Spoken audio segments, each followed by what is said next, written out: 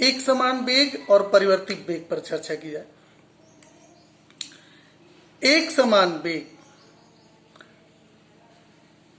जिसे हम uniform velocity कहते हैं, यदि किसी वस्तु का विस्थापन समान समयांतरालों में एक समान होता है तो वस्तु का जो वेग होता है वो एक समान वेग कहलाता है।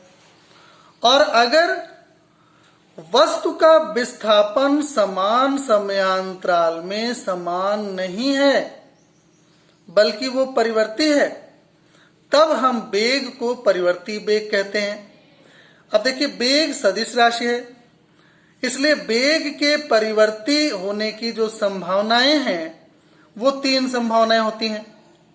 या तो वेग का परिमाण बदल रहा हो, या वेग की दिशा बदल रही हो, या दोनों बदल रहा हो, परिमाण और वेग दोनों बदल रहा हो। अगर इन तीनों में से कोई भी शर्त लागू है तो गतिशील कण का जो वेग होगा वो परिवर्ती वेग होगा। एक उदाहरण लें, जैसे घड़ी के सुई के नोक की गति अगर हम देखें, सेकंड की सुई मान लीजिए लेते हैं, सेकंड की सुई है और उसके नोक की गति देखें तो एक चक्कर कितने समय में लगाती है? सेकंड वाली सुई 60 सेकंड में एक चक्कर लगाती है ना। हर 60 सेकंड में वो उसकी परिधि अगर हम दूरी देखें तो 2 पाई आर जो परिधि बनेगी, उसका पथ, वृत्तीय पथ जो बनेगा, उस पर जो चली गई दूरी है वो हमेशा एक समान बनी रहेगी। हर 60 सेकंड में वो 2 पाई आर इतना मूवमेंट कर लेगी, इतनी दूरी तय कर लेगी। इसलिए चाल, इसकी एक चाल भी एक समान चाल है। और अगर आप देखें तो हर 60 सेकंड बाद वो जहां से चलती है वहीं पर आ जाती है, तो उसका विस्थापन भी नियत बना रहता है। ठीक है। या हम 15 सेकंड की बात करें तो 15 सेकंड पर वो 90 डिग्री के कोणीय विस्थापन के साथ हमेशा घूम जाया करती है। तो वृत्तीय पथ पर जो चली गई दूरी होगी, अगर हम 15 सेकंड की बात करें तो वो भी 1/4 2 पाई आर के बराबर हुआ करेगी हमेशा। इसलिए जो वृत्तीय पथ पर चलने का जो वेग है सुई का, वो एक समान वेग आएगा, एक समान वेग कहा जाएगा, रेखीय वेग आप कह लीजिए, एक समान रेखीय वेग है।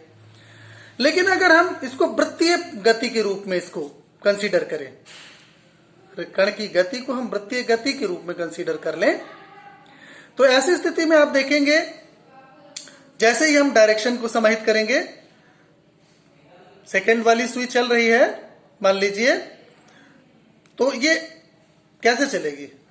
अभी सबसे ऊपर 12 पर है, इसकी दिशा इधर है। धीरे धीरे थोड़ी देर बाद 15 सेकंड बाद वो नीचे की ओर उसकी डायरेक्शन हो जाएगी, फिर आगे इधर बाईं तरफ हो जाएगी, फिर पहुंच जाएगी, ऊपर हो जाएगी। 12 पर पुनः पहुंच गई सुई, फिर से उसकी दिशा वही होगी। आप देखेंगे कि यहाँ पर सुई के नोक की जो गति है वो वृत्तीय गति के दौरान उसकी दिशा हमेशा बदल रही है, कभी बाईं तरफ है, कभी नीचे है, कभी दाईं तरफ है, कभी ऊपर है। तो ऐसी स्थिति में ये जो वेग होगा, वृत्तीय गति में जो वेग है सुई के नोक का, वो परिवर्ती वेग आएगा। इसीलिए एक्सेलरेटेड मोशन होता है, इसमें एक्सेलरेशन भी होता है। ठीक है। तो परिवर्ती वेग में विस्थापन निश्चित समयांतराल बाद लगातार परिवर्ती होता है, और इसका कारण वेग की दिशा हो सकती है, में बदलाव हो सकता है, वेग के परिमाण में बदलाव हो सकता है, वेग की दिशा और परिमाण दोनों में बदलाव हो सकता है। जबकि एक समान वेग में समान समयांतराल में समान विस्थापन हमेशा होगा।